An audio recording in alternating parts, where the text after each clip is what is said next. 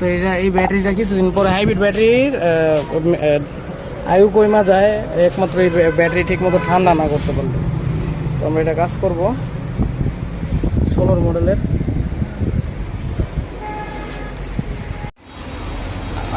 Viewers, যে গাড়িটা ছিল আমাদের নোয়া হাইব্রিড 4 ইঞ্জিন পাওয়ার ফলকোট আসতো, তো এটার কাজ আল্লাহর রহমতে কমপ্লিট করছি, আপনাদেরকে দেখাই। তো এখন গাড়ি স্টার্টে আছে, তো এই যে দেখবেন স্টার্টে আছে। এই রিমোট মিটার বোর্ডে কোনো লাইট নেই, দেখতে পাচ্ছেন। অন্য কোনো ব্যাট কোনো নোটিফিকেশন চেক লাইট বা অন্য কোনো সিম্বল সাইন সিম্বল নেই। তো এইখানেও দেখায় আগে অনেকগুলো মেসেজ আসতো, আপনাদেরকে দেখাই। নো মেসেজ এখন আছে আল্লাহর রহমতে। আগে ফল করে আসতো ইঞ্জিন 4 ইঞ্জিন পাওয়ার P3191 আর P0808 engine fail to start hybrid system, অনেকগুলো মেসেজ আসতো। তো এখন